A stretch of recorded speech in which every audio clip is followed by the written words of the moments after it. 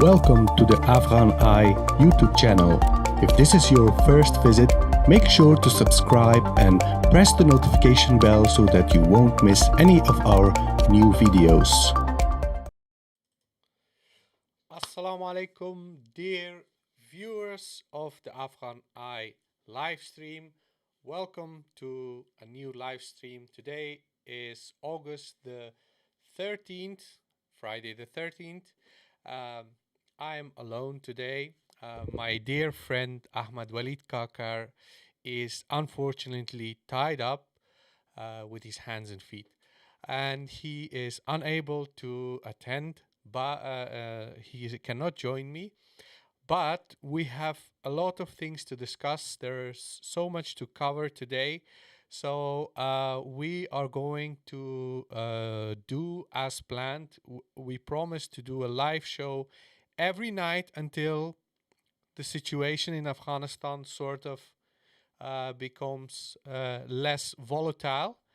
And this is why we are going to continue with this series.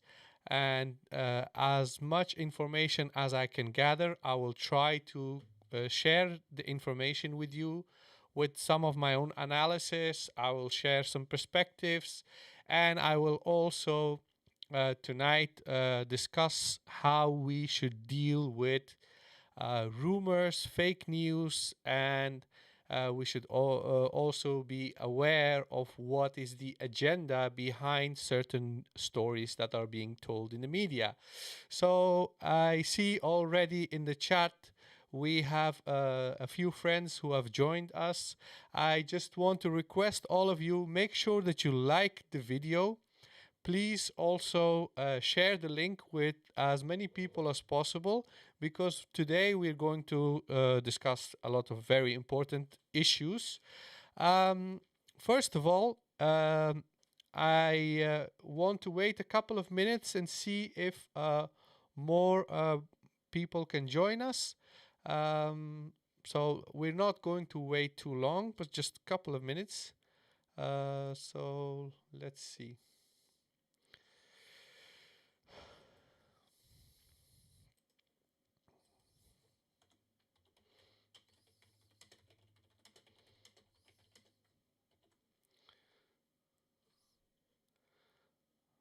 Okay. I'm just going to ask a few friends to share the link and make sure that we have enough people with us so that you guys can ask questions, because I feel like yeah, we sort of forgot doing the questions last night during the live show. It was a bit disorganized, and that's all my fault because I wasn't really prepared. But we have been preparing today, so we try to have a very structured show today. We're going to cover multiple topics, so I would appreciate if you guys invite more people so that they can join us, so that we can have questions. I want to also talk to you guys, see what you guys have to say. Well, I want to also have a sort of an interactive show.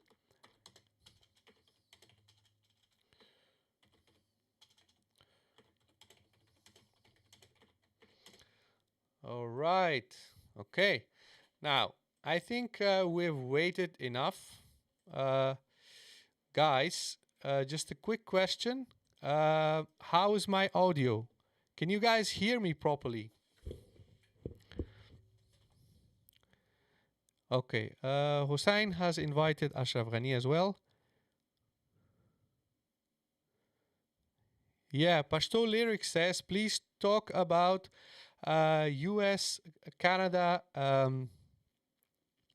sending more troops back to Afghanistan. Great, great. Okay, that's a good question. Just 1 second.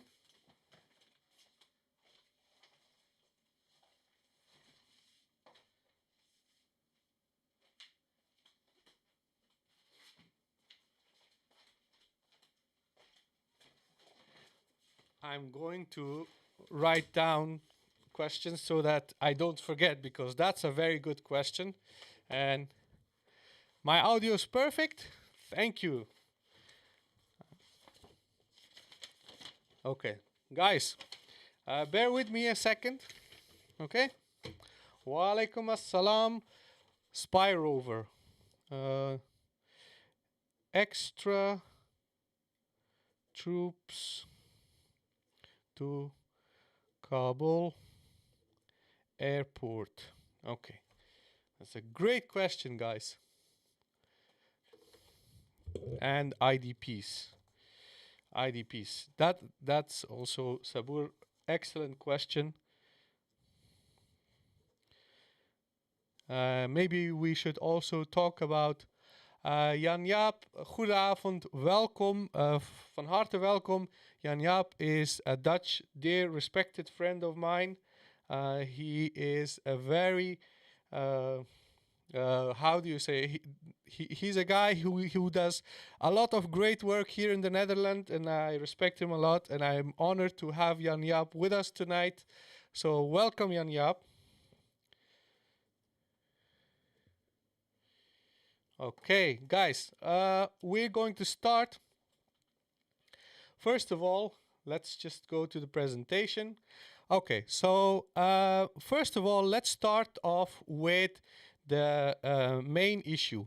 As you all know, as of now, 18 provinces in Afghanistan have been taken by the Taliban. Okay?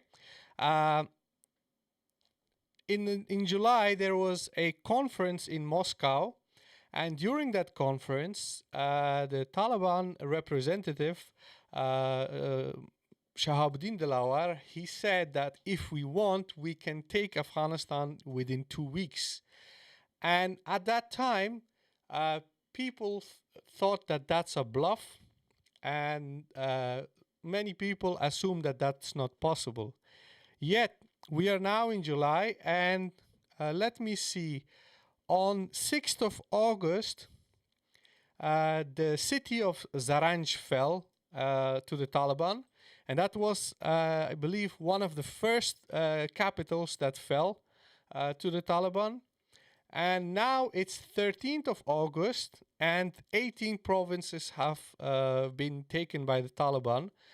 And this is going really fast. It's extremely fast. It's something that most people could never imagine. But last night, some of you who were with us, I know Sabur was with us, a few other guys in the chat. You may also have joined us last night, and you may have heard that our dear friend Habib Wardak said that this could have been predicted years ago. I refer to you guys to last night's episode. It is a bit chaotic. It's 2 hours long live stream, but a lot of interesting topics are being discussed, and Habib Wardak explains exactly at a very micro level from his home district how it's possible that Taliban can take over districts so quickly. He explains all the causes, all different factors, economic, political, historic factors. So I suggest that you guys also watch that show. But anyways, so in July, Shahabuddin Dilawar said that they could take Afghanistan in 2 weeks. Now, if they took the first capital, provincial capital, Zaranj of Nimroz province, on 6th of August, today is the 13th of August, and they have now 18 provinces. Let me go to the map. Let's just see. Just 1 second. Okay. So, this is the map of Afghanistan. Is video, audio, everything good for you guys? Yes? Okay, so this is the map of Afghanistan, and Afghanistan has 34 provinces, okay? Nimroz province is in the southwest of the country. It is a long shaped province. That's the first province that fell on 6th of August. And now I'm going to show you a map that the Taliban have published recently. And I don't know how accurate it is, but this is their current map. And they say, sorry. This is their map, and this is what they claim that they have captured so far. Today is the 13th of August. And you see that a few provinces in the east of the country, in the southeast, and a few in the north are still under government control, but the rest of the country is under Taliban control. And this is a very shocking development for most Afghans, because it creates a lot of instability, it creates a lot of crisis. As Subur Ahmad already mentioned, a lot of people have been displaced. And these internally displaced people are of two kinds, okay? So internally displaced people in Afghanistan are mainly people who are displaced over the course of several years. Like, for instance, if you go to a city like Kabul, around the city there are permanent IDP camps, internally displaced camps for Afghan refugees from war-torn southern provinces.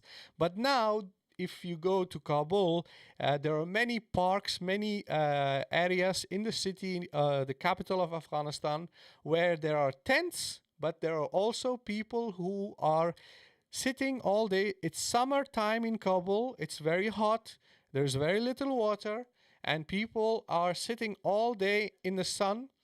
They receive aid from aid organizations, charities. People try to help internally displaced people, but all that aid is not sufficient, because there are thousands and thousands of people who have been displaced. And the people who are now currently in Kabul, they are mainly Afghans who have fled from northern provinces of Afghanistan. So from Baghlan, Takhar, from Kunduz, Badakhshan, they have escaped the country, and they are now living in Kabul under horrible circumstances. I shared a video, I think 2 days ago. There is a Afghan vlogger who goes around and makes all sorts of videos, but he is now currently doing a lot of interviews with internally displaced Afghans who live in those tents in Kabul. And he talked to a young woman. She said that she is living in a tent with 5 other girls. They have fled from Takhar, and that at night they are being harassed by gangs of hooligans, you know, guys, perverts. They harass these refugees. There is no security in Kabul, and the latest news that I have received today, couple of hours ago, is that in most parts of the city in Kabul, there are people witnessing security personnel, police officers, army officers, just deserting. They're leaving their duties. So this means that the security situation in Kabul was already very bad. In the last few years, there were many criminal incidents, like stabbings, robbings, kidnappings, all sorts of things. But now it's worse, because a lot of security staff of police and the army, they're running away, they're leaving their duties, and these IDP camps, they don't have security. So this is a very it's very difficult to comprehend how devastating this is for large communities of people. Last night, Ahmad Walid Kakar, he told us about his family in Kandahar who have been displaced. They were forced to leave their homes. They fled to other parts of Kandahar. Alhamdulillah, today we received news that his family are safe. I'm not sure if his family was able to return to their home where they live in certain parts of Kandahar, but this is basically the situation in a lot in many cities and parts of the country because of the fighting. Now, what's so important about this development is that while we receive all these news of escalation of violence, people being displaced in large numbers, we also hear that the prices for airlines, for tickets leaving out of Kabul, are going up. So, for instance, if a ticket to Turkey would have been normally, I'm just saying for some airline, if the price would have been $200, now the price has gone 2 times, 3 times higher, because the airlines know that the demand for tickets for people so that they can leave Afghanistan is very high. So they ask extremely high prices for those tickets. But if you want to go fly to Kabul now, the flights are very cheap. Okay, so it's disgusting that this is happening. People want to run away, they want to escape, but the airlines, I don't know, nobody can force them to lower the prices because so are the circumstances in Afghanistan. But it's not just people who are wealthy enough, people who have passports, who can escape. There are other people who don't have money. They don't have already a passport. They don't have a visa for instance, Turkey, India, whatever. Those people are stuck. They're stuck. They cannot escape. So it's a very worrying situation, because if people don't get enough aid and food, and they are scared, they're running away from fighting, and they move from one city to another city, there is so much uncertainty, there is crime.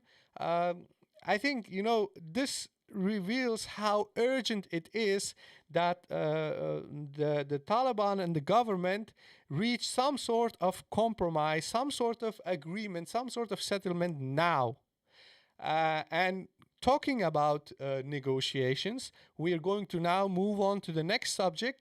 Next subject that we're going to cover today is a rumor that is spreading all across social media. And this rumor is worth talking about. I'm not saying that it is confirmed, that it is reliable, that it is authentic or whatever. It's a rumor, but we're going to talk about it because there are a few important points that are mentioned in this rumor. So, okay. This is a message that is circulating on social media. I happen to receive it via WhatsApp, but it's also posted on Facebook and Twitter, etc. So basically, they say that there is now currently a delegation under leadership of Dr. Abdullah, who is the representative of the Afghan government, who he's the main negotiator, sort of currently in Doha, and he is there to talk with the Taliban. The US Special Representative for Afghan Peace, Zalmay Khalilzad, is also in Doha.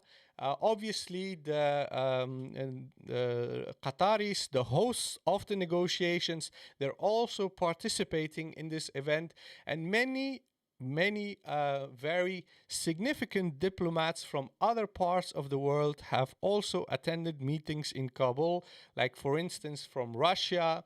There are also some representatives from Turkmenistan. They're all in Doha, and they have all these different separate meetings, and different proposals and different suggestions are being exchanged. And this leak, this rumor that is being spread, it says that basically the government in Afghanistan is offered a 6-month ceasefire. So the offer is that the Taliban say, we will have a 6-month-long ceasefire. We will stop trying to take more parts of the country.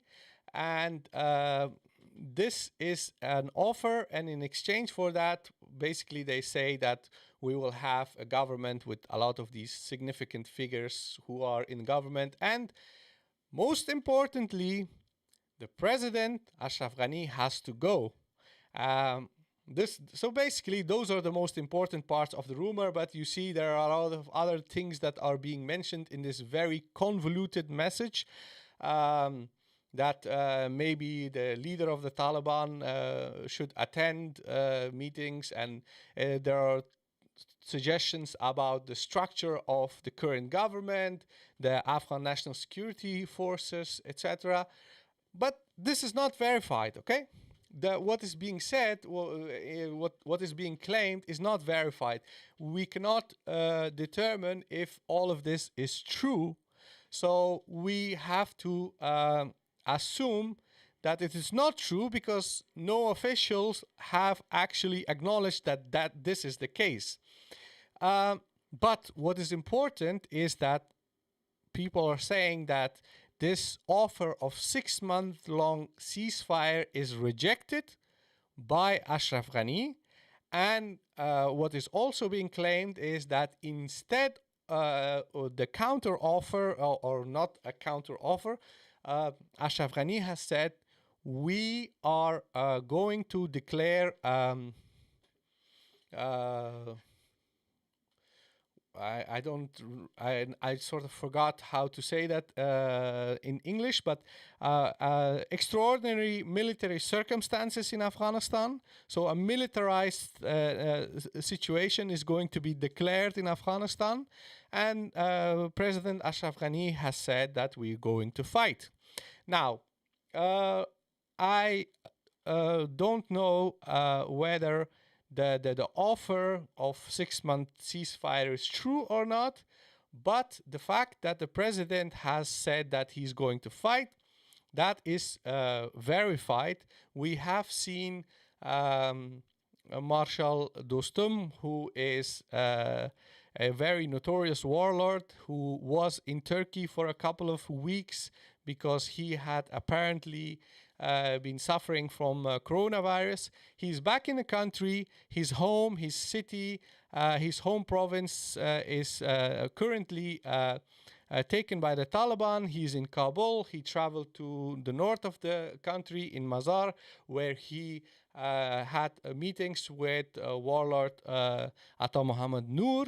And these two significant warlords, they, along with the current president Ashraf Ghani, they have been consulting each other and strategizing about how to defend what is under their control and maybe potentially defeat Taliban and take back the rest of the country. Now, I'm going to go back to the map, the Taliban map. Let's just say that let's just forget about the offer of ceasefire. Let's just assume that everything stays intact the way it is, as the current situation is. So the fighting continues. The Taliban continue their onslaught, trying to take more parts of the country, and the government entrenches itself in the provinces that they currently control. So in the map, those are the green areas, and they try to fight back. Now, in my opinion, I think that that's not a wise decision, because the government is already outstretched. They don't have the resources, they don't have enough manpower, and they don't have the capability of defending themselves, because obviously a large part of the country have been taken by the Taliban. And in last night's live stream, Habib Wardak explained the way the government is fighting against the Taliban. He explained that the government relies primarily on special forces and air power.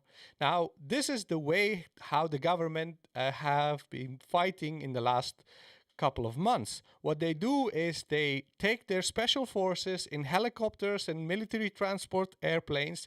They fly them from one province to another province where there is heavy fighting or where a city is under threat. And then they deploy those special forces there, who are doing the bulk of the fighting. The regular forces, the police, the regular army forces, they are not doing much of the fighting. In many cases, they are the first ones to surrender, and even if they wish to fight, they are often in isolated areas. They don't receive supplies and they don't receive food. And people, we've discussed this many times, a lot of these regular soldiers are not even paid. Now, if you look at the current map of Afghanistan, so this is the Taliban map, and this is what they claim that they have control over. You see, Afghanistan is a country where there are not enough roads. The transportation is very difficult. There are mountains, and if you want to transport troops, supplies, or anything, you have to do most of it through roads, very tough and very difficult roads. And if you're going to rely mainly on special forces, it means that you have to fly them with helicopters or military airplanes all across the country. But that's not even possible because, like, for instance, in the west of the country, in Herat, there is a major military airport. That airport is taken by the Taliban. In Kandahar, there is a very big military airport. It is taken by the Taliban. In Helmand is also a big airport, also taken by the Taliban. And in the north of the country, in Kunduz, where there is also a very significant, very historically even significant airport, that is also taken by the Taliban. So it means that in the north, a strategic airport is not accessible. In the west of the country, in three major provinces where there are big military bases and military airports, those are not accessible. So it means that the government cannot deploy their special forces in those parts of the country. If they cannot deploy their special forces, they can also they can't do much with the regular troops, the soldiers, the regular forces, and the militias. The militias who exist in different parts of the country, they have given up. They have been surrendered, just like the militia belonging to warlord Ismail Khan in Herat. Now, if the militias cannot fight any longer, they have given up. The regular troops have given up. They don't receive supplies. They don't receive ammunitions. Most of you, if you have been following the news in Afghanistan, you may have seen that there are many vehicles of the Afghan government forces. So their transportation, their armored vehicles, their SUVs and their trucks, all those things, hundreds and maybe thousands of them have been captured by the Taliban. So it makes the government incapable of transportation. So if they cannot move around, if they don't have even vehicles, it means that they cannot deploy any troops. And if the airports are taken, it means that they cannot land in those areas, even if they have fresh supply of new troops with new weapons and new ammunition. If there is no airport where they can land, they can't do much. So this is a situation where you cannot continue fighting anymore. You cannot say, well, we're tough guys and we have a very strong resolve and the morale is very high and we're going to fight. It's like, in any fight, there is a moment where you know that you cannot win the fight. You are supposed to fight as long as you are capable of fighting. But when you're not capable, then you have to look for another solution, because fighting will only result into more casualties, more territory being lost, more instability, more internally displaced people, and nobody likes to see that situation. So for that reason, you see now more people in Afghanistan saying, you know what, just even people who until a few days ago were saying, oh, let's just continue fighting and let's just try to defeat the Taliban. Even those people, they are saying, I think it's time to give up the idea that we can defeat the Taliban. So we have reached that moment now. We have reached a moment that even some of the people in Afghanistan who were very convinced that fighting is necessary, those people are saying now, you know what, maybe we shouldn't fight. So if we have reached this moment, what it means that we have to look towards Doha in Qatar and expect that something fruitful comes out of the negotiations in Doha. Because fighting has obviously resulted in a situation where the Taliban have the upper hand. They are capable of taking more areas. They can take more provinces. And if this continues, like for instance, right now the Taliban are in Logar, Maidan Wardak, two southern provinces of the country.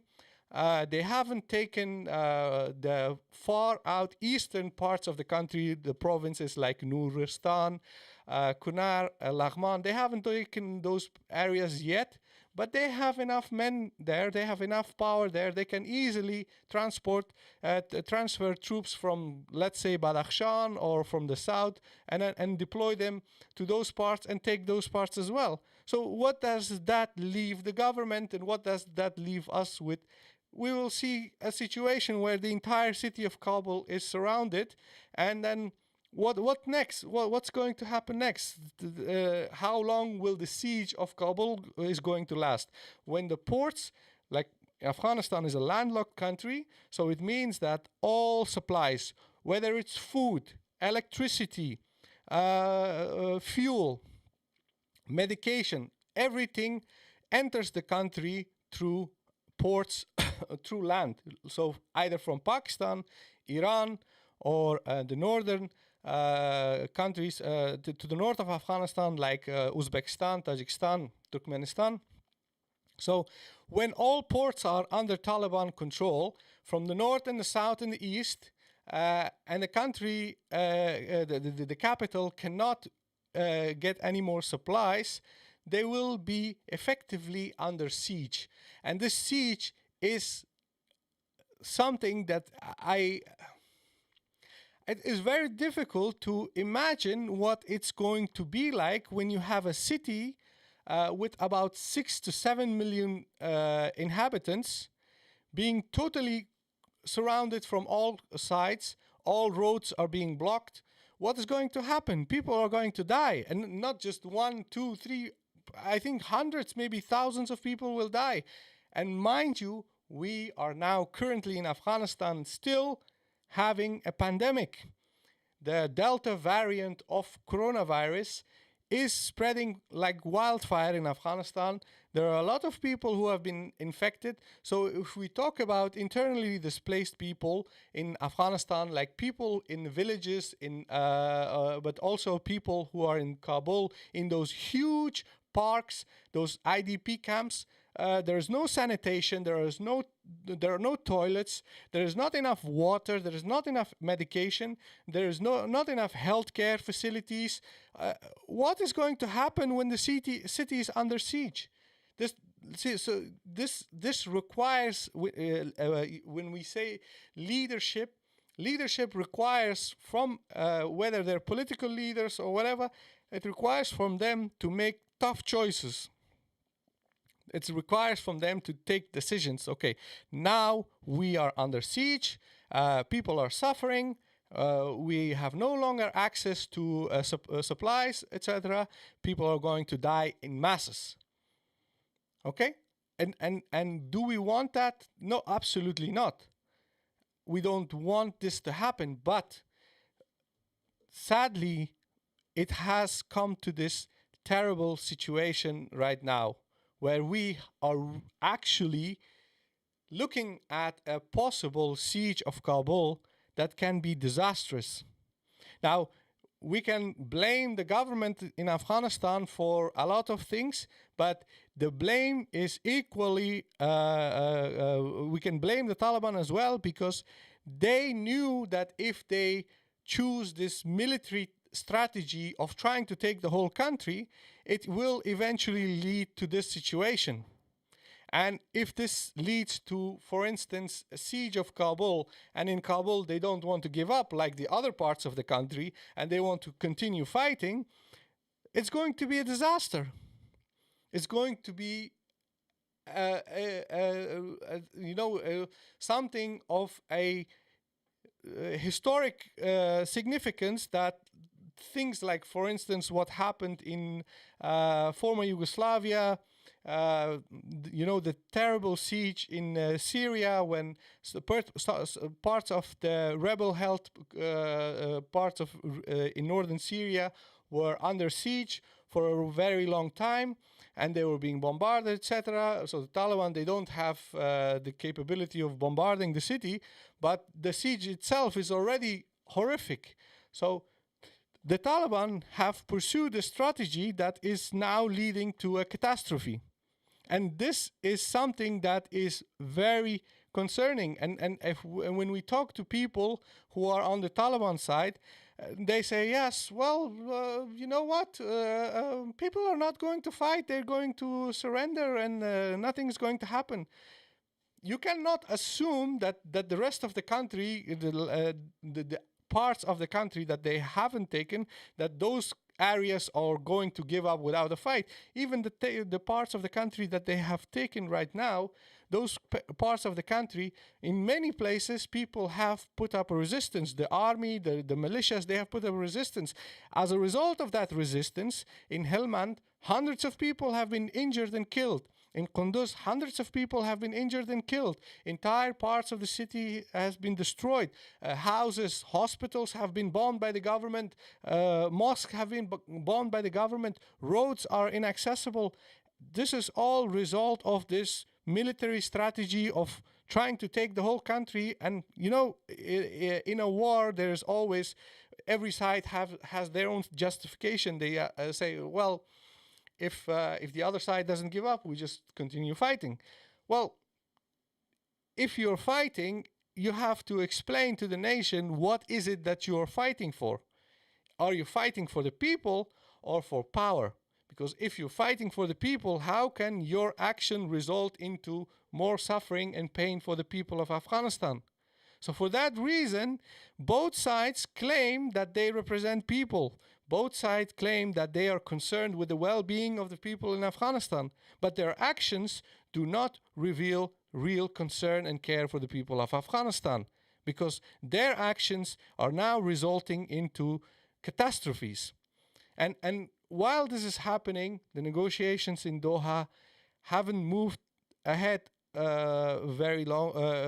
significantly, and it is something that is now, I was a firm believer that the Doha process, the negotiations in Doha, will have a positive outcome. Ahmad Walid Kakar has several times, discussed this during the podcast. We also wrote an article where we discussed this. We assumed that eventually both sides will come to the realization that if all foreign forces leave Afghanistan, then both sides will have to come to some sort of compromise and agreement, and they must try to avoid the situation that we are seeing now. But they haven't. They stalled the negotiations. There were many reasons for that. We have discussed that extensively. I suggest that you, if you haven't been following us yet, please listen to our podcast. We have a podcast where we did a review of a Afghanistan study group that was advising US President Joe Biden about the Afghan peace process. That episode, I don't know the number of that episode by heart, but you can look it up and listen. And there were many important issues being discussed in that episode. There are many reasons why the peace process is sort of a failure so far. And we know what the reasons are. We know what has caused that the peace process so far has not resulted into any sort of compromise. But we are now in a current situation. The reality is that we are facing a catastrophe in Afghanistan. And because we are facing a catastrophe, what I suggest to our viewers and listeners of the Afghan Eye, people who have been paying attention to our analysis, our commentary, the people who have been listening to our guests. We have had a former senior advisor of President Ashraf Ghani on our show. We talked to him. We talked to many experienced, seasoned analysts and researchers on our podcast. They all have basically explained all the reasons and arguments for why a peaceful settlement and compromise is the only solution. This is the only solution. The war will only cause more death and misery in Afghanistan. We cannot continue this situation. But you guys, you are our listeners, you are our viewers, you know our perspective, and I'm going to call on you guys. I know we have a very small community. I know we are not a large movement with hundreds of thousands of people, but even if we are a very small community, we should use our abilities to speak, to address all sides and call on them to make peace, to try to achieve some sort of compromise, some sort of settlement. If you know people who work for the government in Afghanistan, talk to them. If you know people in Taliban movement, talk to them. We need to be advocates for peace and stability together, and we need to talk to all sides and convince them that this needs to stop. That's all we can do. And we can pray. We can pray that Allah helps us reach peaceful settlement, and that we can avoid this catastrophe that I try to explain, that is quite possible. It's not something that is unimaginable. And for that reason, we need to do everything that is within our capacity and capability. Now, we have discussed the most important major issue so far. I see that guys in the chat have been typing a lot. Can I read everything? Let me see. Okay. Omar Inglow has asked a question. Do you think there will be heavy resistance in the east when the Taliban move to these provinces? I cannot say that the government will resist. I do know that the circumstances in eastern provinces is similar to western, northern, and southern provinces, which is exactly as we discussed earlier. The regular troops, they do not get enough supplies, ammunition, etc. So they are not motivated to fight. And the government relies heavily on special forces and air power. And we have seen so far that that strategy doesn't work, because they can put up a fight for a day or 2 days, but then after 2-3 days, then everybody gives up, and the remaining forces, they just run away. So I expect that eastern provinces will fall as well. Surrealent is asking, do you think Afghanistan is headed into a new Cold War quagmire between China and allies and the US EU. I read an article regarding China and how it's ready to recognize the Taliban regime. Well, the thing is that tensions between United States and China is growing, not just in our region in Afghanistan, but on many other in many other areas. We see a developing tension between Western countries under the leadership of United States and China. And the Taliban have recently, their representatives have traveled to China. They are trying to establish diplomatic relations with China, Russia, Iran, Pakistan, all these countries. And as far as I know, the Chinese do not want to have any sort of Islamic militancy in their backyard. Afghanistan is sharing a very small border with China, with the occupied East Turkestan part of China, which is a Muslim part of China that has been occupied by the Communist Party after World War II. And the Chinese, they have serious concerns about jihadi militancy. So the Taliban have tried to give them some reassurance. However, I do not expect the Taliban government, if they form a future government, to be aligned with China. I also don't think that it's going to be a pro-Western government as it is so far right now in Kabul.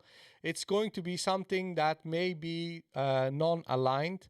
Afghanistan was non-aligned during the Cold War, but then the communists took over, and then Afghanistan was aligned with the Soviet Union. But knowing Afghanistan, knowing its history, knowing generally how many people, even including the Taliban, how they think about matters, it is more likely that they will try to be politically non-aligned in a possible Cold War between United States and China. Before we move on to the next questions, we need to move on to the next topic. So the next topic is how to be a good consumer of news from Afghanistan. Now, why is that an important topic? You know that in war, a lot of matters that are being discussed and said is all information warfare.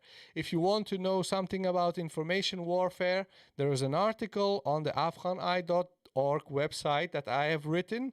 It is based on a podcast by a very senior American military advisor who has worked in Kabul for 14 years. His name is Keith Lemke. He has a podcast, and in his podcast he explains how information warfare is carried in Afghanistan by the government and what role the Americans are playing. So I suggest you guys read that article. Also listen to that episode that is linked in the article so that you get a good sense of what information warfare is in Afghanistan. And one part of information warfare in Afghanistan, but in all other war theaters around the world, is fake news, lies, flat out propaganda. So, for instance, there are many forms of lies and propaganda, and it is often referred to as disinformation. So, when you spread lies, when you spread propaganda, what you're trying to do is tell people things that aren't true, that that information is intended to shape people's perceptions so that they either support one side or the other side, or that they just become more antagonized and all hostile to one side. And for that reason, disinformation is used during warfare. And in Afghanistan, for the last 43 years, we have seen a lot of disinformation from all sides, okay? So flat out lies and propaganda being shared because that's how warring sides want to win the support and the backing of the population, whether they're in Afghanistan or, for instance, in Western countries. So, for instance, if you know, in around 2010, 2009, there was a leak by WikiLeaks of secret documents from CIA and the US government. In those leaks, there were reports saying that the CIA is trying to spread stories in Western media about women's rights in Afghanistan. They're spreading those stories in Western media so that the population in Western countries support the war, even though it has been going on for about 10 years. That was in 2010, 2009. And they wanted to spread those stories of horrible suffering and pain and abuse of women, stoning, lashing, and whatnot, so that people in Western countries say, okay, we have been at war in Afghanistan for so many years, so many of our tax dollars and tax euros are being invested in that war. Yes, the country is very corrupt, but we need to support the war because otherwise the women in Afghanistan will suffer. So that was the reason why the CIA was trying to use Western media to spread these stories. And this is something that has been leaked by WikiLeaks in 2009, 2010. You can look it up. I think I've even linked that in one of our articles on our website. But that's basically how war is being fought in Afghanistan. In order to, have the support and backing of people, whether they're in Afghanistan or in Western countries, a lot of lies and propaganda is being shared. And it is very significant, how the role of women's rights is always being used as a reason to justify permanent military presence of Western troops in Afghanistan. That has been the case for the last 20 years.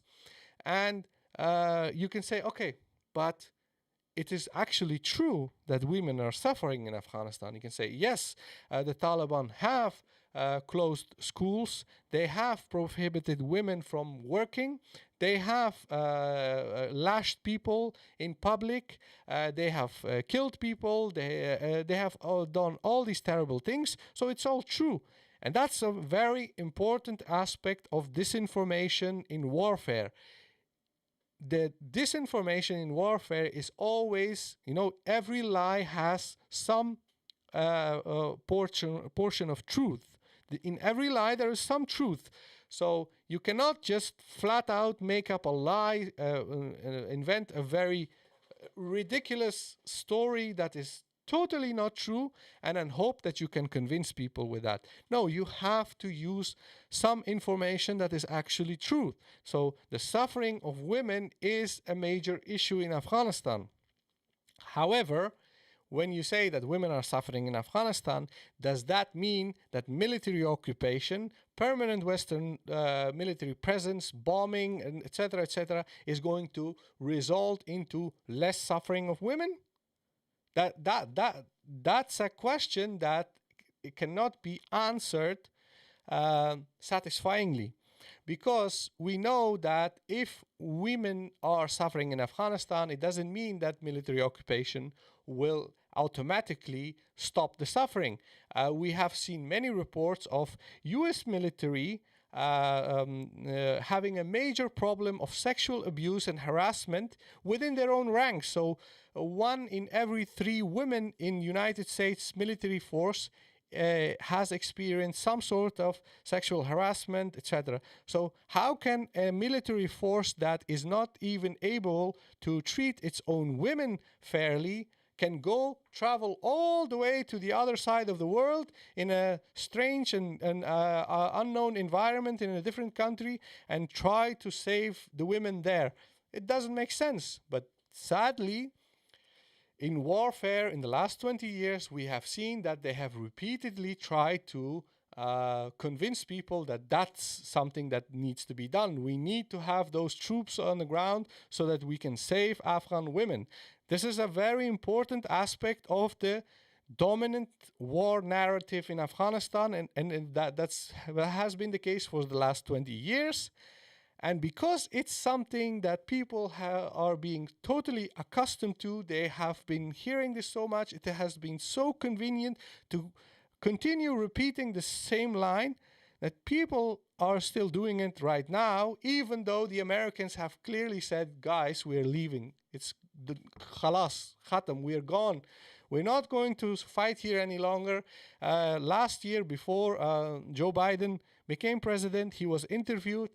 And in a very important interview, he was asked the question, if Americans pull out of Afghanistan, do you feel any responsibility for the well-being of Afghan women? And Joe Biden, back then, he wasn't even president. He said, absolutely not. He said, I do not feel responsible. So the current president of the United States has given up on that idea. The previous president, Donald Trump, obviously he gave up on that idea. He signed the negotiation, the agreement with the Taliban. So it means that the West has already closed that chapter. They don't care anymore.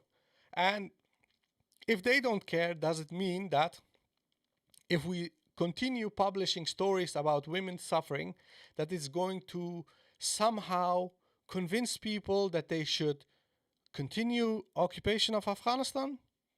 Do you think that they will send 20, 30,000 people again to go and save Afghan women? It's not plausible. It doesn't make sense. It's not going to happen, because when you keep the same argument, you've used the same argument for 20 years and it doesn't have any results, people will eventually give up on that idea. Plus, in Western countries, what we have currently is that we have a lot of economic problems. We have the pandemic, there is a lot of internal instability, social, political conflicts in Western countries.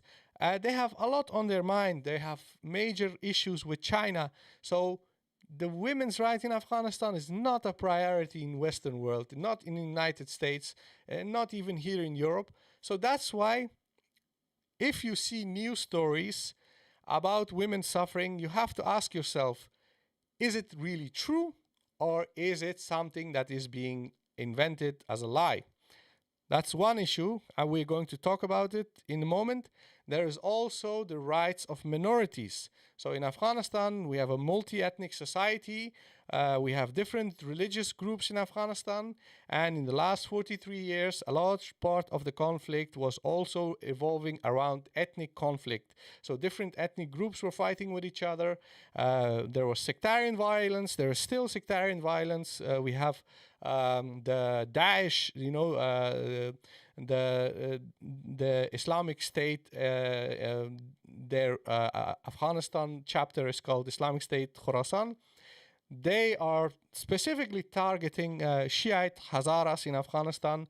They are targeting women and children. It's terrible, but that's a reality in Afghanistan. So it's a major concern. And the Taliban in the past, in the 90s, they have carried out massacres where many Shiites were killed. So for that reason, a very significant part of the information warfare in Afghanistan was we need to preserve the security and safety of minorities in Afghanistan, because if we pull out our troops, all these minorities, specifically the Shiites, they will be massacred and they will be killed. Now, is it a real legitimate concern? Yes, because almost every month there is a terrorist attack targeting Shiites in Kabul. Hundreds of people have died. There was a terrorist attack targeting schoolgirls.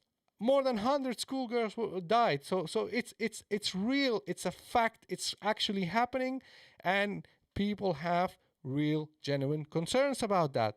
But if that's the truth, does that mean that if Taliban take over the country, they're going to massacre all the Shiites? Even when they were in power, they didn't do that. There was fighting, for instance, in Mazar-e-Sharif, and as a result of the fighting, they killed a lot of Shiites. and there was fighting in another part of the city, part of the country, and as the result of the fighting, they killed a lot of Shiites. But generally, the Taliban, even though they're very conservative Sunnis, they do not share the same ideology as Daesh, because Daesh say all Shiites need to die. They have tried to achieve that in Syria and Iraq, and in Afghanistan they have the exact same idea. They want to exterminate all Shiites. But Daesh is a very small group. They have been defeated in most parts of the country, and they are not powerful enough to carry out a genocide against other ethnic groups. But the threat for Shiites is real. It exists in Afghanistan, and this is also a major part of the intra-Afghan negotiations between the government and the Taliban, is to safeguard security of religious minorities, whether they're Shiites, Hindus, Sikhs. That's a major issue that needs to be discussed. So we need to have some sort of settlement where everyone can agree on, and where the minorities are safe and secure, and they can live in Afghanistan as any other Afghan. At the end of the day, all Afghans, regardless of their beliefs and ideologies and ethnicity, we're all people. We all have equal claim to this country. It's home of all these people, and therefore any government, any future government needs to be a government of all people in Afghanistan. So including all the minorities, the religious minorities, the ethnic minorities. But sadly, this issue is being used for political reasons to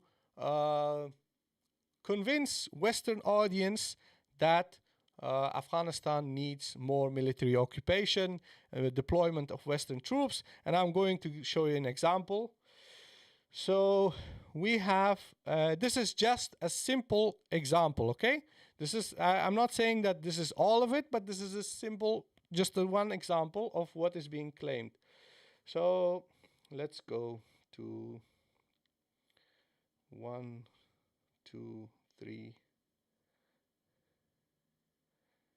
Oh, wait.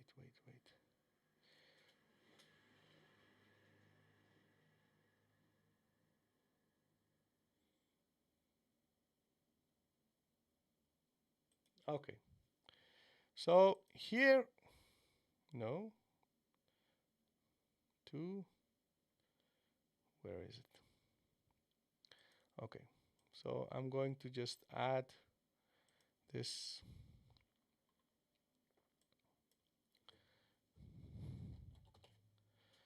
If you bear with me a moment.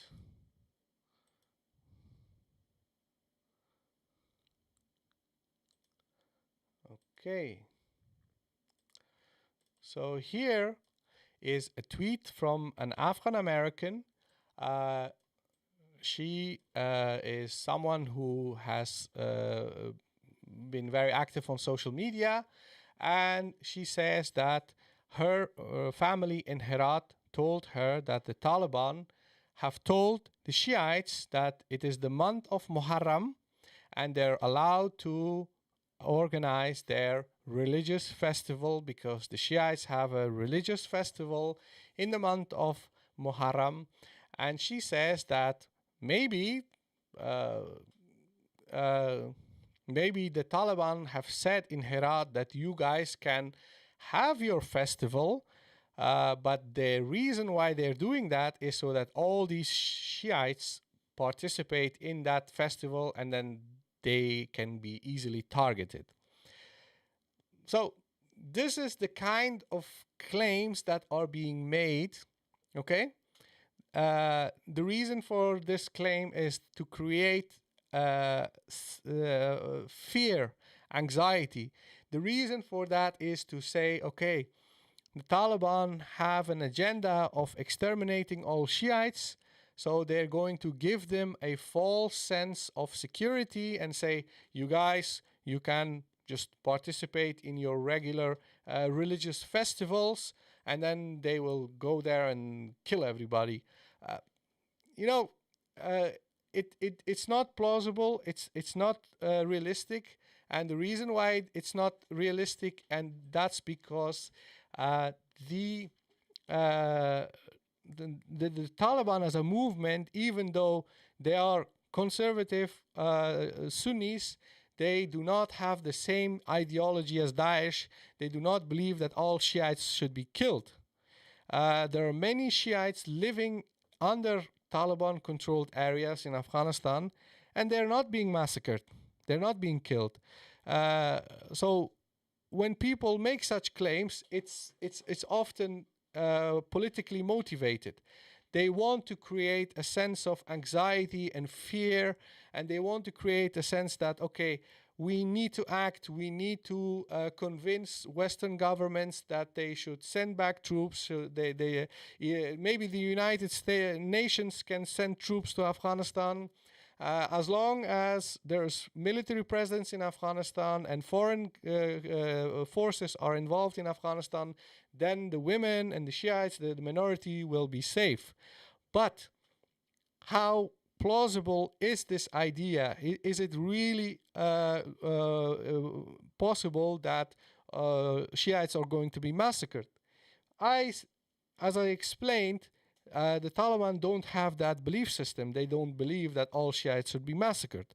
And when the Taliban were in power in Afghanistan in the 1990s, they ruled over more than 90% of the country. So if they really wanted to do any kind of genocide against Shiites, they could have done that, but they didn't. Yes, they did kill Shiites. It did happen. Those matters are widely covered and documented. It's not something that can be disputed or doubted. But even when a certain crime is committed, we need to know exactly what happened, what the scale of it was, and where it happened and where it didn't happen. So based on that kind of assessment, we can say, okay, the Taliban did carry out that crime. They did carry out that massacre. But judging by all the other information we have, we can conclude that they do not have an agenda of massacring all Shiites.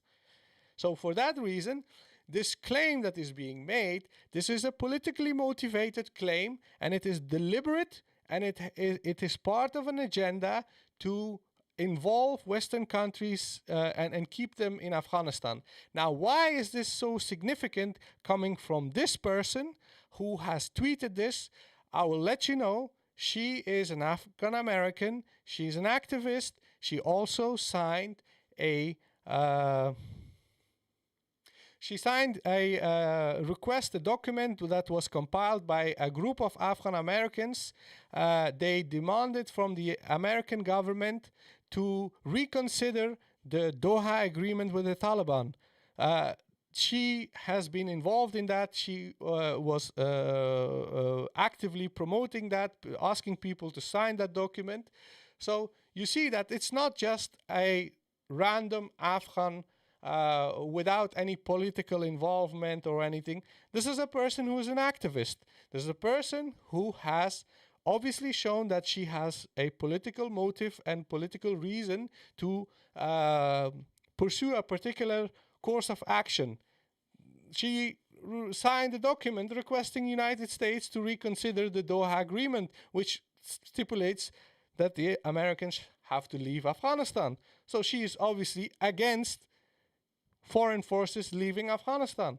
So now, if she tweets something like this, you can contextualize this kind of claim. You can say, okay, so if a person X or Y says this about Afghanistan, and it's a very vague rumor, then you know what you're dealing with. You're dealing with someone who is being an activist, and this is a form of activism, spreading rumors, spreading lies, or making up stories.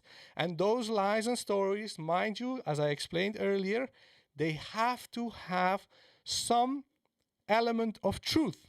And that element of truth is that, yes, the Taliban in the past, they have targeted Shiites.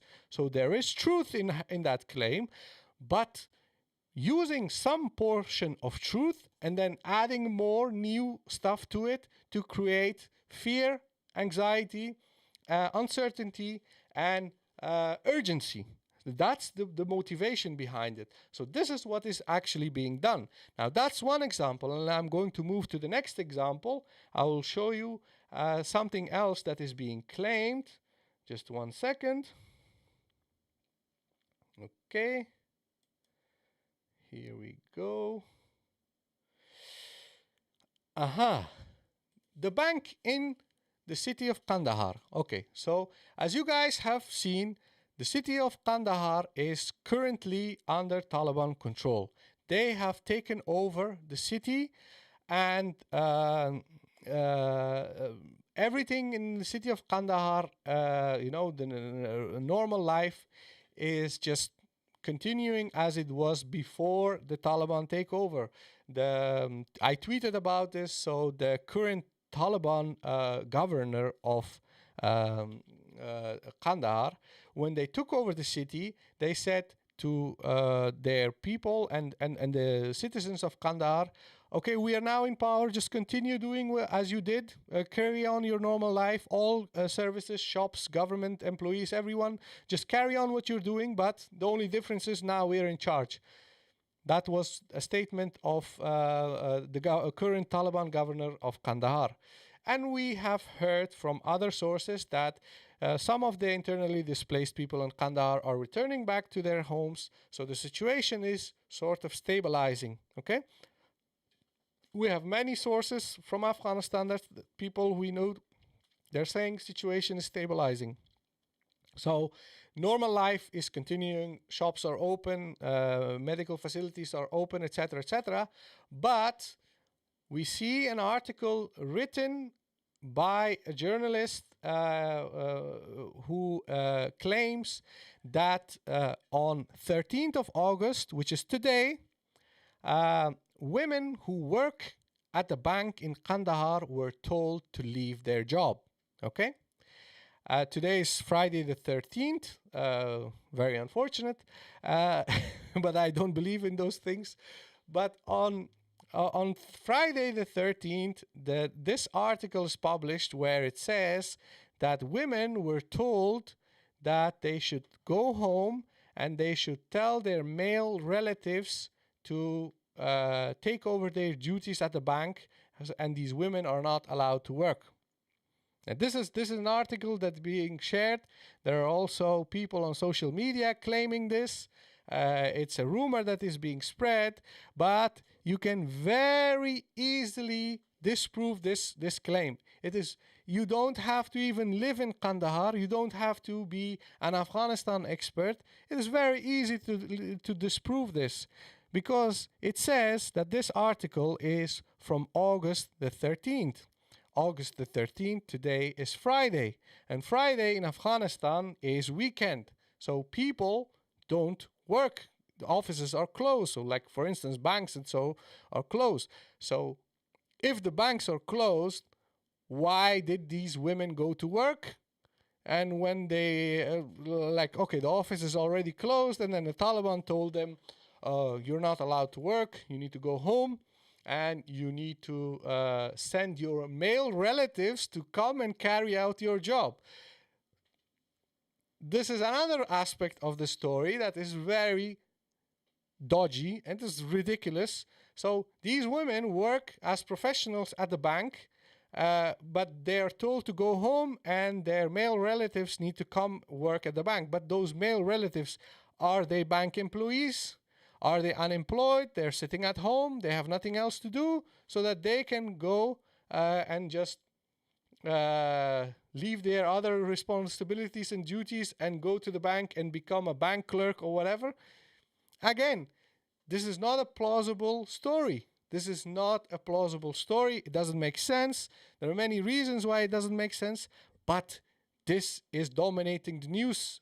This is what is being told to everyone. You have to believe this, and if you doubt this, so like for instance what I'm doing, I'm casting doubts.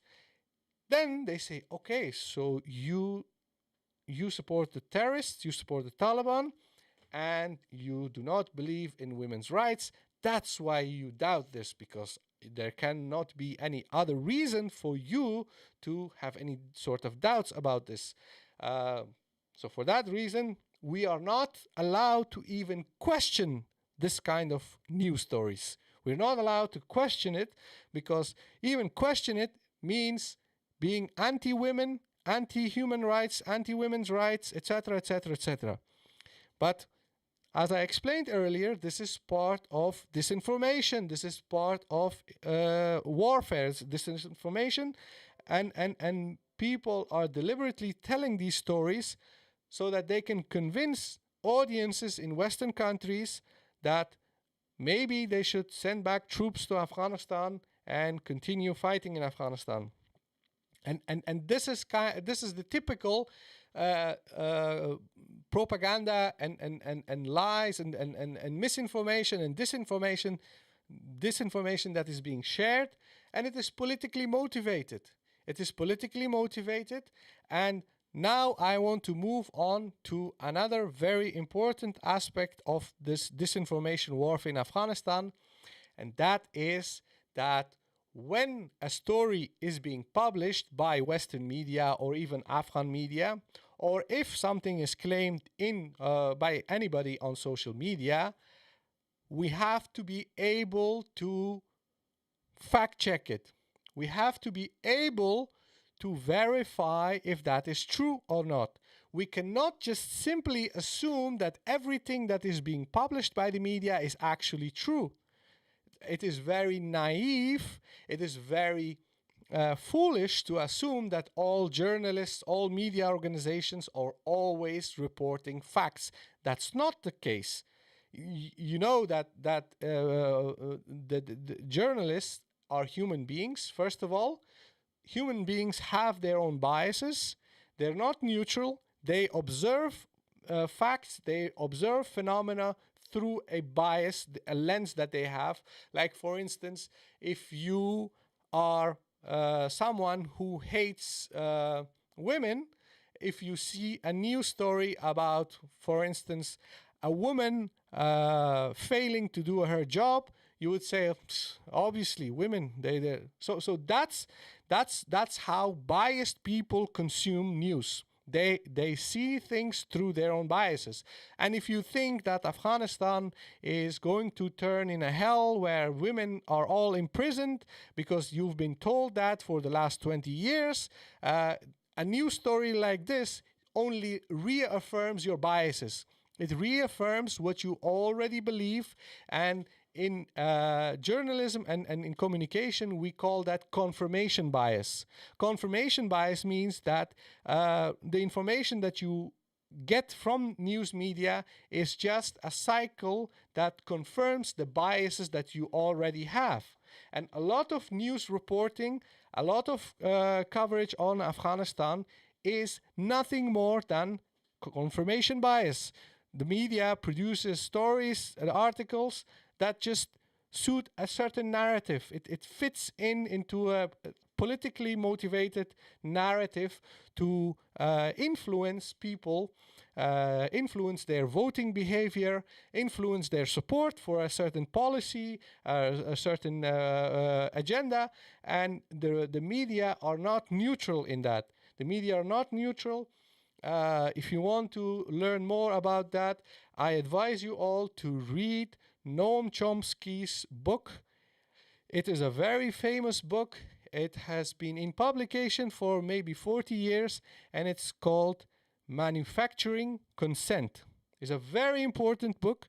I advise everyone who is a regular listener of our podcast, people who read our articles, people who follow me on social media, I advise you all to read Manufacturing Consent by Noam Chomsky. It's a book.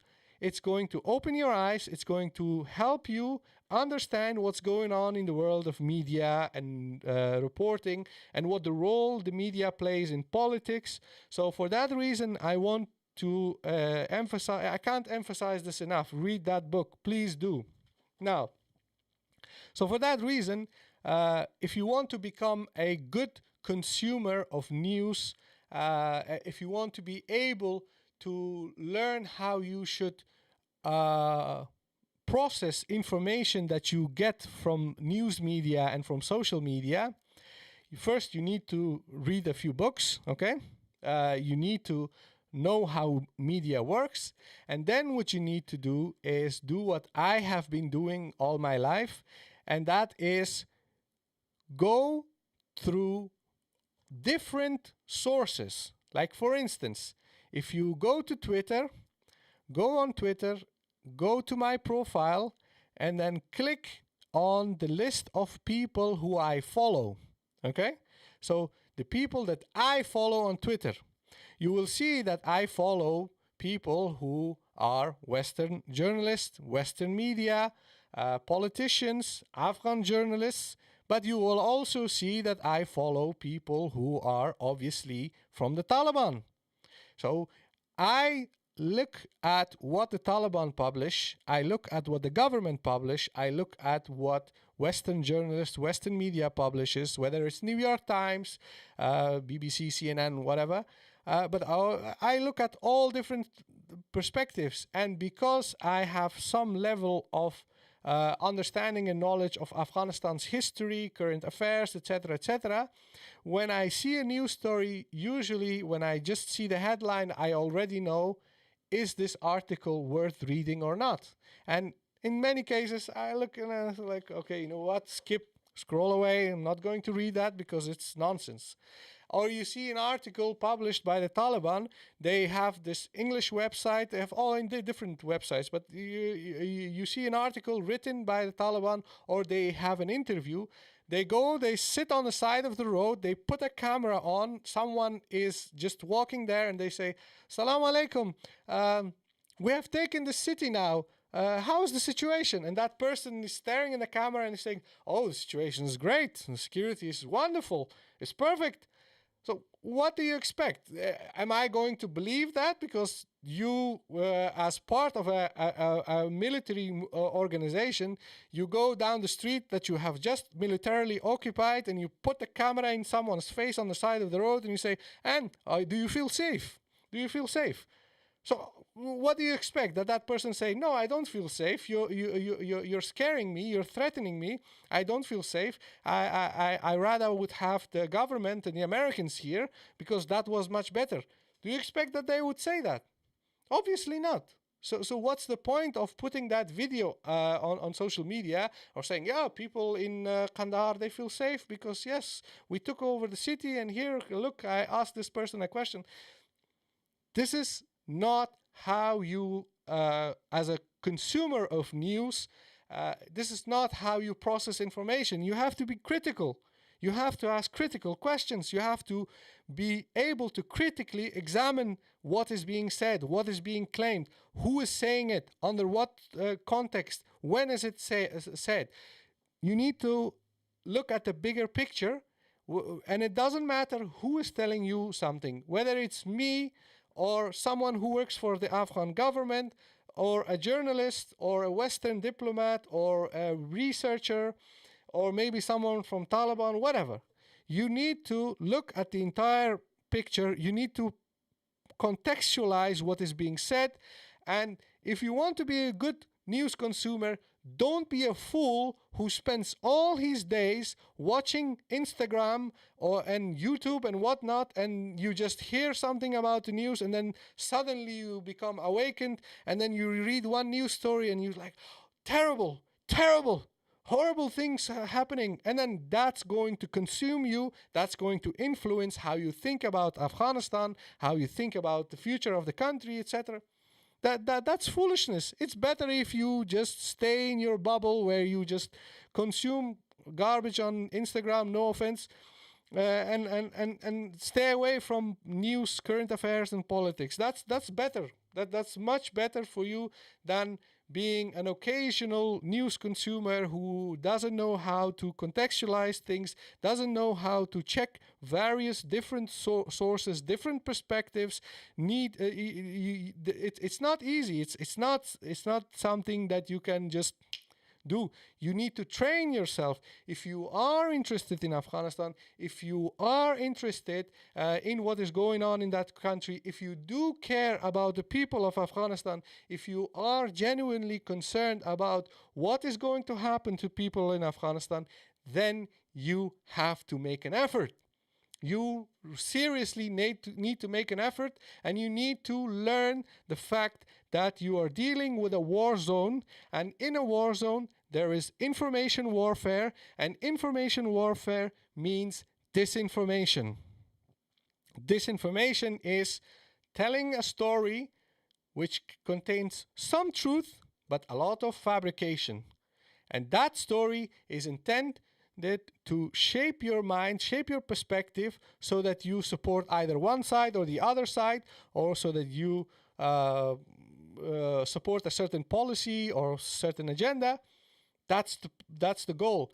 And if you're not aware of that, if you're not aware of these matters, but you still think that, oh, I'm just going to scroll through Facebook and see if I see an interesting story, and then no, that's not smart. That's not intelligent. It makes you basically a very shallow person who is easily manipulated, who is easily influenced.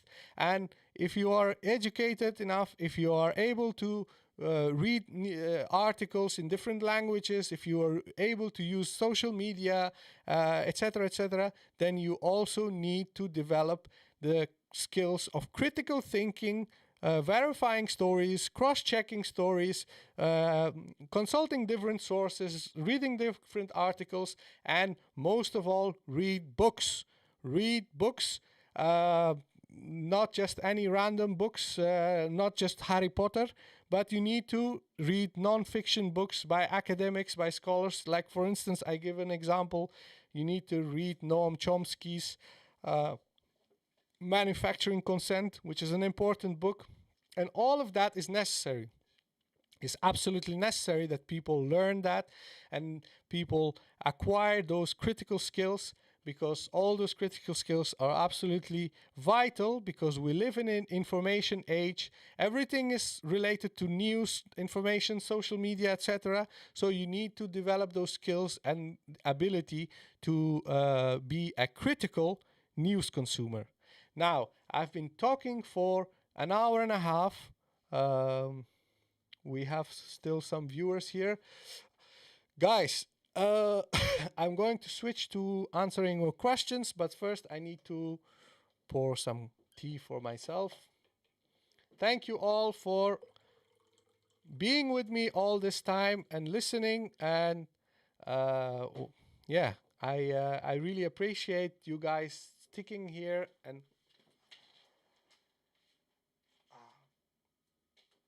okay, so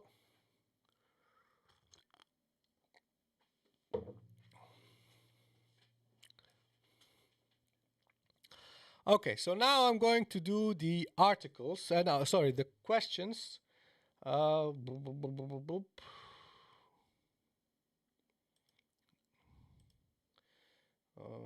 Okay, so the questions. Osama Qayyum. I just read one article from Walid Kakar, and that was my introduction. I like the in-depth analysis. Thank you very much for your compliments. I really appreciate that. We are seriously, we appreciate all the help and support that we receive, and all the compliments we receive. We are encouraged to do what we're doing. I hope you stick with us. Osama Qayyum. Okay. Faisal K, do you think the Taliban prefer a negotiated settlement now? They have the upper hand in future talks and government formation to ensure that they get international recognition. A very, very good question, Faisal. Okay. To answer that question, you know, when two parties are involved in a conflict, when there is war, and those two parties have reached a moment where they say, okay, maybe we should negotiate, maybe we should talk. When that moment is reached, that was in Afghanistan, most specifically, that was the case after signing of the Doha Agreement. The Taliban did not have the military upper hand, okay? But they were willing to negotiate and reach a compromise, okay? The Americans, when they negotiated with the Taliban, first, when they decided to talk with the Taliban, the military upper hand, the Americans had the military upper hand. There was no international recognitions. Taliban diplomats could not travel all around the world and meet Russian and Chinese and Iranian representatives as if they are a legitimate government. That wasn't the case. But it was on offer. It was on the table. So they said, if we sit across the table with these guys and we talk, maybe we can get something out of it. The same thing applies for the Afghan government. They could easily say, oh, there's something that we can reach, that's something that we can obtain from these negotiations. And they could have done that a year and a half ago, but they didn't. The situation has changed. The Americans have left. Now the Taliban have the upper hand. Will they negotiate and make all sorts of compromises now? I don't think so. Because they have more power. They have the upper hand. They have better negotiating position. So obviously it is much more difficult for the government to get something out of that negotiation. And this is terrible because it means that this could result into continuation of the conflict. And the reason why for a long time we kept saying negotiate, negotiate, negotiate, because the situation was different back then and it was more possible that they reach a very good settlement, but they didn't. So now I don't think that the Taliban will be very easily convinced to make all sorts of compromises and everything.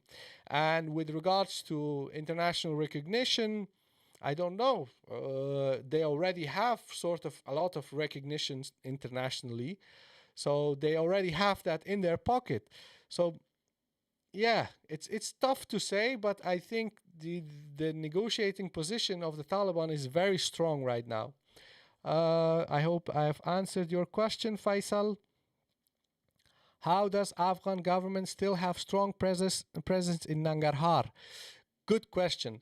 Nangarhar is a province that has been quite stable, at least the city of Nangarhar.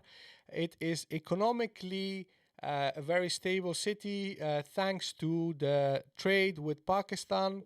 There was a lot of investment made in agriculture, etc. in Nangarhar.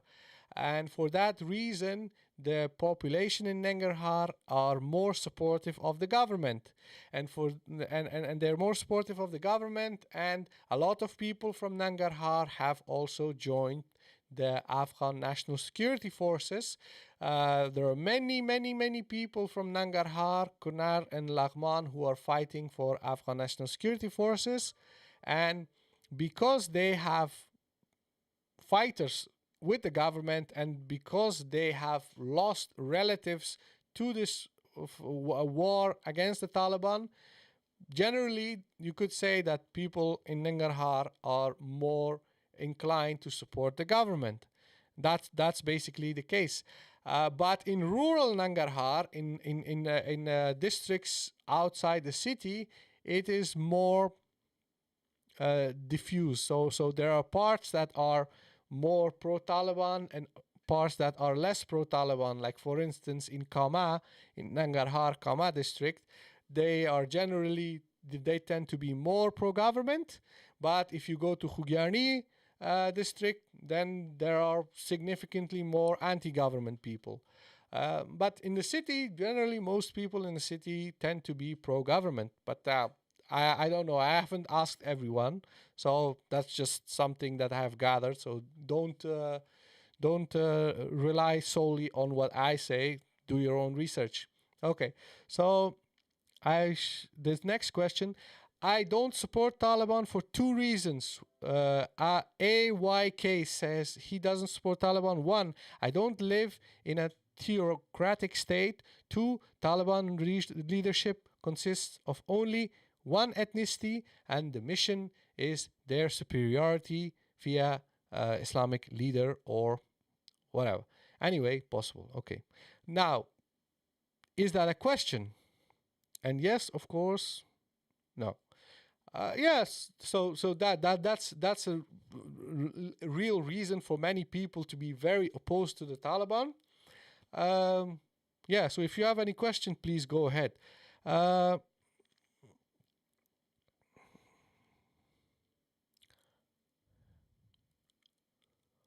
Okay. Do you okay, Zaid DZ says, do you think it is likely that we may see a stable, prosperous Afghanistan in the near future, or will this give way to more trouble? If you would have asked me this question a year and a half ago, I would have easily said yes, because back then it was possible to reach some sort of negotiation, some sort of settlement and compromise on both ends if at least the government did not try to sabotage the peace process, if the government did not try to do everything within their capability to derail the process. Yes, it was possible back then to have a stable, prosperous Afghanistan in the future, but now I don't think that it's that easy. I still believe in it. I still hope that it happens. I really wish that Afghanistan becomes a peaceful country, but unfortunately, because so many things have gone wrong in the last year and a half with the peace process and the current situation with the Taliban taking so many areas and possible siege of Kabul, that is not very likely, and I think that the war will continue at least for a couple of more years. I don't hope so. I wish that the war ends today, but it is very difficult.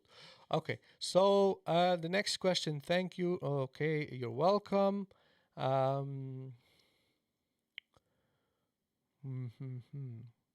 Hamid Sadat, did the Taliban learn from their past mistakes? What do you think? I would say that the Taliban as a movement, just generally all human organizations are constantly in a state of development. Every human organization, whether it's political or not, it is always evolving. It's not, it's never the same. So the whole narrative of are Taliban, have they changed, have they not changed? It's nonsense, because it implies that a human organization that exists for more than 20 years is not evolving. Any student of sociology, humanities, and political science, they will tell you that all human organizations constantly evolve and change. Now, the Taliban have done very big mistakes when they came to power in the 1990s. Their biggest mistakes, there were many, killing people, scorched earth strategy in Shamali, beating up people for not having a proper beard, and massacring Shiites and whatnot. But most importantly, they should have told Osama bin Laden, pack up and go, we don't want any trouble. But they didn't. So as a result of that, we are in a lot of mess. But the Taliban currently say, no, we deny any group to pose a threat for others using our territory, our land. So it means that, yes, they have changed, they have learned from their mistake. They believe that nobody should be allowed to live in Afghanistan, but simultaneously pose a threat to other parts of the world, to pose a threat to other countries. So for that reason, I think, yes, it is clearly a change. But at the same time, even when the Taliban were in power, within the Taliban, there were many leaders who were opposed to the fact that these foreign fighters or foreign groups like Al-Qaeda, that they are in Afghanistan and that they have political activity that may have an impact on Afghanistan. That was the case, but that was not a dominant view of the Taliban. So that's a simple example of how the organization has changed and their views have changed. Other point is that, for instance, in parts of the country in Afghanistan where the Taliban are in power, there are girls' schools. They are functioning. Those girls' schools have been reported. We've had a journalist here on our podcast who did an article about that. Those things exist. So, yes, they have, you could say they have learned from their mistakes and they have changed. So I hope I have answered your question. Okay, guys, I'm going to scroll all the way back to the top because I think hundreds of questions are posed here. Can anybody tell me about the internal politics of Afghanistan? Asadullah wants to know about internal politics of Afghanistan, how Tajiks are seen by Afghans, and what is the role of Hazara in Afghanistan. The Tajiks are one of the largest ethnic groups in Afghanistan. The Tajiks are spread out all across the country, and they are not a monolith, just like any other ethnic group in Afghanistan. People have all sorts of views and opinions about each other. There are ethno-nationalists among Pashtuns, among Uzbeks, among Hazaras, etc., etc. And all ethno-nationalists believe that they are better than others and they don't like other ethnic groups.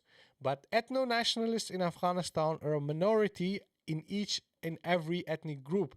They are very loud, they are very vocal, they are active like on social media, etc. They have their own TV channels, etc.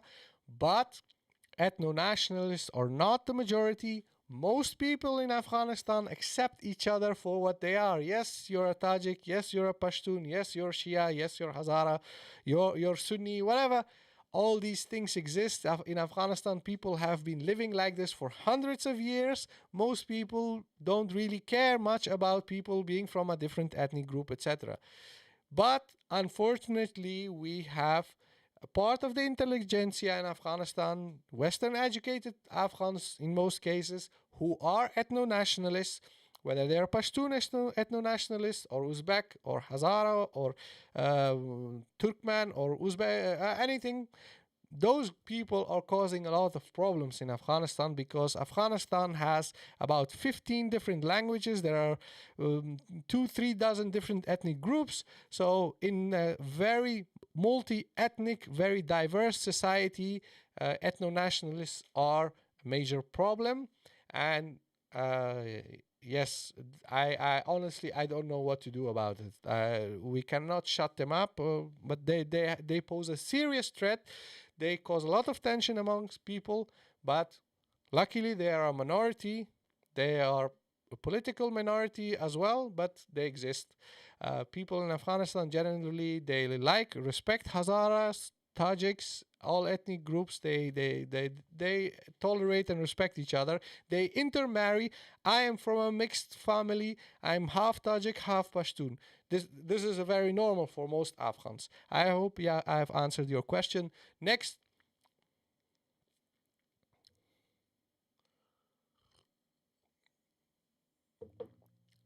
Okay. Guys, if you have questions, you can post them.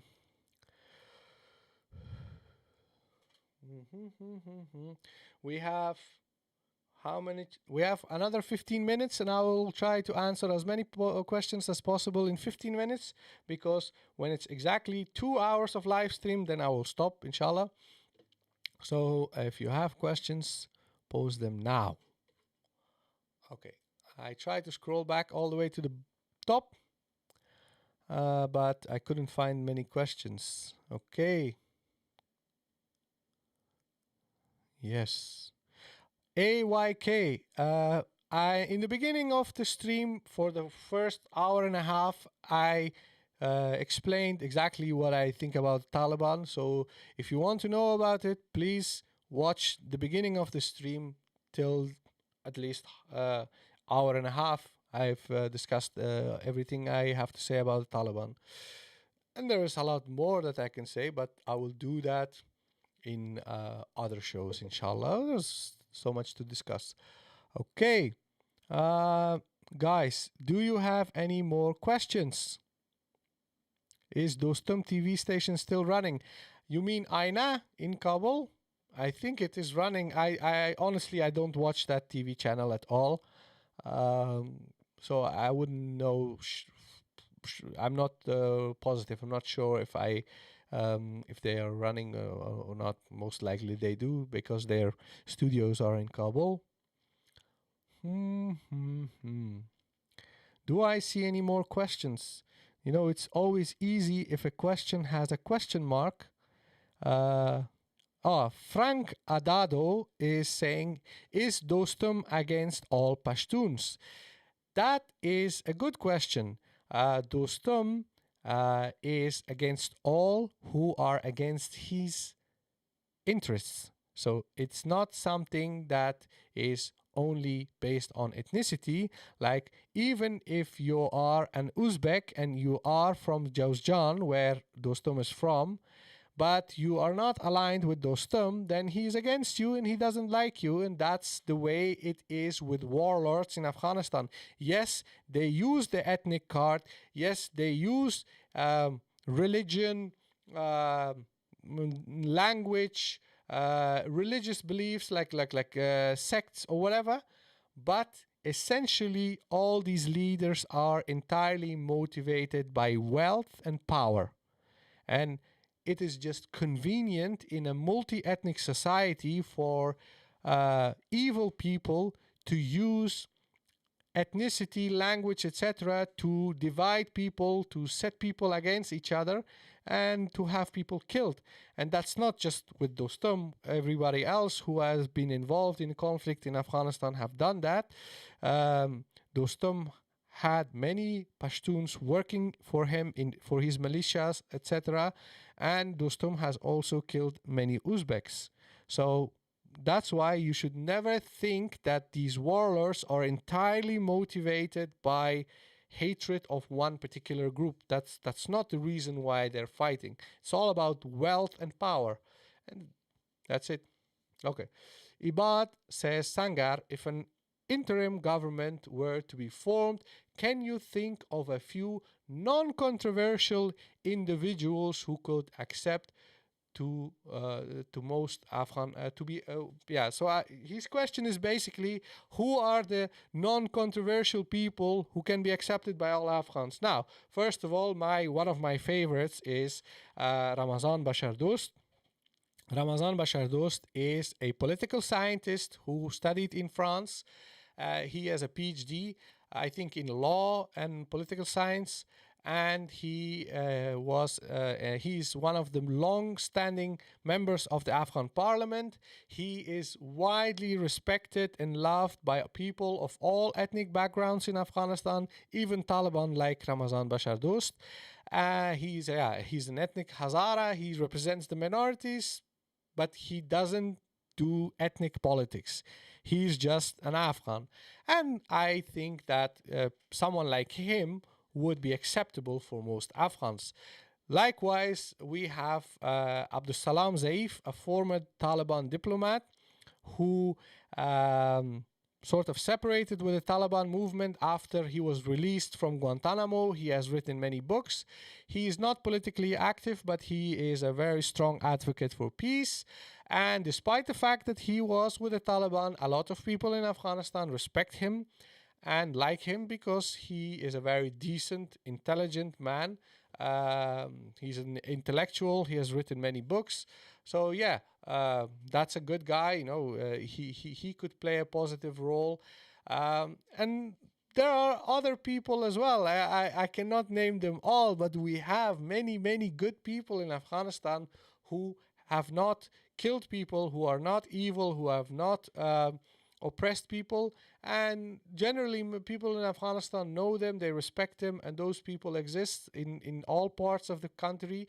And it's not like in Afghanistan we have either one option, just Taliban, just warlords, or just these kleptocrats with their ties from like Ashraf Ghani, etc. That's not the case. Afghanistan has more than 35 million people, and in a country with 30 to 35 million people, it is very highly unlikely to not have a significant number of very good, honest, respectable people who can be in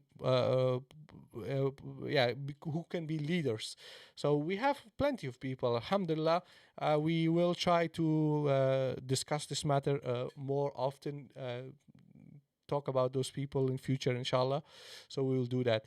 Now, do I see any more question marks? Question marks, yes. Ibrahim Karzai is asking, one of the main appeals of the Taliban is so-called Islamic system. Was there call for justice? In a system, people like Ismail Khan are tried for their crimes. So what does today send? That's a very good question. So yeah, one of the main reasons why people supported the Taliban, because there was injustice, there were warlords in Afghanistan. There were people who divided the whole country in different regions, and their abuse of power resulted into this vigilantism of the Taliban, and that's why the Taliban movement was able to grow and expand so easily from 1994 to 1996. And even today, when a lot of people have grievances because they have been oppressed by the government, if the government or the warlords aligned with the government, if they have taken their land and property, those people, when they become disgruntled, they often see the Taliban as their only option, and they support the Taliban. So for that reason, if someone like Ismail Khan is embraced and respected and treated as a hero by the Taliban, it does send a very bad signal for a lot of people who support the Taliban. They will say, look, you fought for 20 years against these people. You said these people are criminals and they're this and that, and now you treat them like some kind of hero. That's going to cause a lot of problems for many people. So yes, so I think that's not a good signal. And regardless of the Taliban issue, we in Afghanistan, we need to get rid of these people, these warlords. They need to go, they need to move to wherever they have their homes and palaces, because even if they cannot be tried and convicted of their crimes, at least if they're not there, it's better. But yeah, sadly, we cannot wish them away. Next question.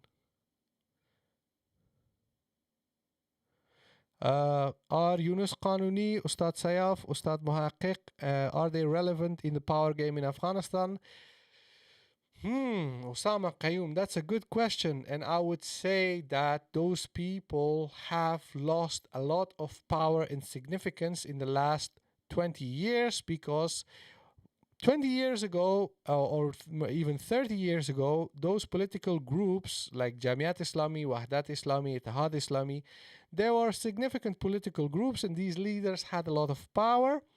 But after 2001, all these warlords, they joined the current government, and people under them, they also became very powerful and wealthy. And these organizations like Jamiat Islami, they are no longer very hierarchical. So the hierarchy is broken up. So you don't have one solid Jamiat Islami. Jamiat Islami is fractionalized. There is Amrullah Saleh, who is on Ashraf Ghani's side. Then you have the internal conflict within Jamiat Islami, between Salahuddin Rabbani and Ata Muhammad Noor, etc.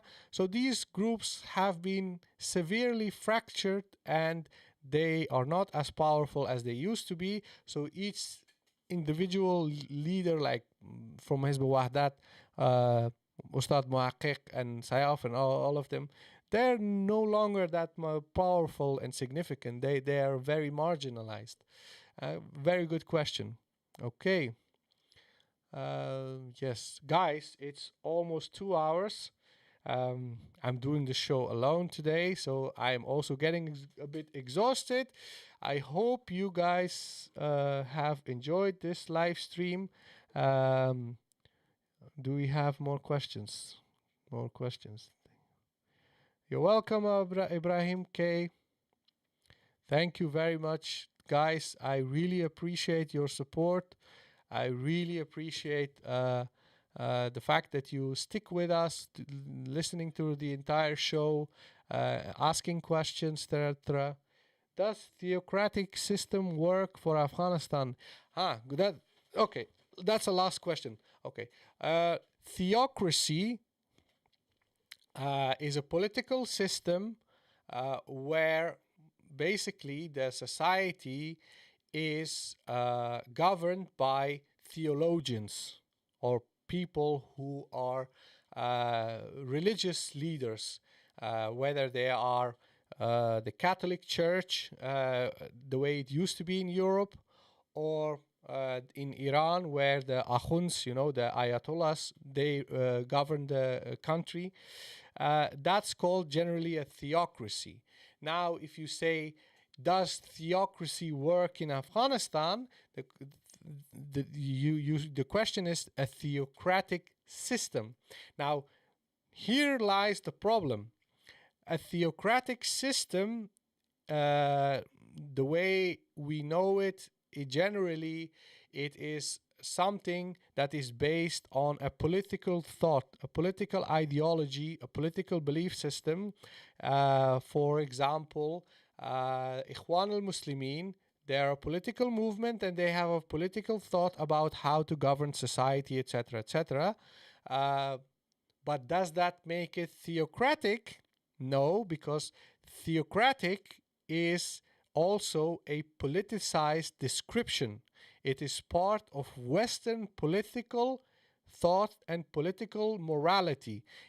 After the Reformation and the Enlightenment in Western society, what we had is that Western society grew secular. They rejected the authority of the king and the church, which was the Catholic Church, and they said, we do not want to be governed by the king who derives his legitimacy through the church. We want to be free. We want to be self-governing. And that idea creates a dichotomy where their model is described as democratic, a system governed by people, for the people, and the other system that they describe as evil and bad, and that's a theocracy. That's what was the past in Europe. Now, this whole analogy is not applicable in Afghanistan. And the reason why it's not applicable in Afghanistan is because in Afghanistan, according to survey of Pew, it's an American PEW, is a research institution, very prominent research institution in America. They have studied all Islamic countries in 2013, and they have asked people whether they support Sharia law, etc. And according to that research, the only country in the world where 99% of the people support Sharia is Afghanistan. So more than Saudi Arabia and Pakistan, etc., etc., which means that 99% of people in Afghanistan want a system of government or any sort of governance where Sharia, which is Islamic law, is the law of the land. So if the majority of people want to live according to those values and beliefs and laws, etc., can we say it's a theocracy? Because theocracy implies that a minority of people impose their own will and impose their own ideas and in their interest upon the rest of the people, and the rest of the people have absolutely no say in how their society is ruled and governed. But when you have a very prominent Western research institution asking people what they want and how they want to be governed, and you have 99% of the people saying we want Islamic law, then it doesn't mean that, suppose if Afghanistan is in reality governed by Islamic law and Islamic values and Islamic system, that's a theocracy as it is known in Western parlance, in Western political thought. So for that reason, we cannot say, oh, Afghanistan is going to be a theocracy, because technically, on paper, Afghanistan is currently a theocracy, because the constitution of Afghanistan says that no law in Afghanistan is acceptable if it is in conflict with Islamic Sharia, on paper. So on paper, the Afghan government and constitution is essentially, from a Western perspective, a theocracy. So before the communist revolution in 1979, Afghanistan was also a country where the laws of the land were always governed by Islamic law, Islamic values, Islamic system, and that has been always the case. Now, when we ask these questions about what is the ideal system for a society, these kind of questions are always informed by people who are utopist. So, like for instance, Hizb ut-Tahrir is a utopist movement. They have this notion that Khilafah is a codified system of governance and it's the infallible, perfect system. And unless we have a Khilafah as Muslims, we will not be able to function normally, and that's why they constantly think about Khilafah. And similarly, we have communists who are also utopists. They believe that it's possible to create a perfect society, a communist society. And if you ask them where is a communist society, they will say it has not been tried yet so far. So if you say China, they say no, that's not communist. Soviet Union, no, it's not communist. Cuba, no, it's not communist because it's not perfect, so that's why it's not communist. That's utopian. And sadly, in Western political thought, even the liberals, even the classical liberals and what is now called liberal, but they are actually how do you say? They are actually progressive left, and they call them liberal in English in United States. But they also have a utopist tendency. They believe that their society is functioning as a secular liberal society because of their values, because of their political views. They don't think that the society here in Western country functions as such because of their history, like their wealth, colonization, all those matters contributed in the creation of the current society. It's not just based on a few ideas. A lot of these right-wing Americans, they say this country was based on ideas of personal responsibility, individual liberty, and Second Amendment, and blah blah blah. That's nonsense. That's a very childish way of understanding a society. Societies are formed over the course of several decades, centuries. A lot of matters contribute to that: wars, economy, geography, different cultures, migration, etc. All of those matters play part in how a society is formed, how a government is formed, how a government functions. So you cannot say that Western society is based on ideas. That's just simply not true. And if you say that, people do say that, and people do believe that, that's utopian. That's believing in something that is not there. It's just do I need to explain what utopian means? I think most of you already know. Anyways, guys, Robert, my dear friend, I have to do that tomorrow. Okay, let's talk about governor of Herat tomorrow, because we have been talking now for 2 hours. Inshallah, we will do that tomorrow.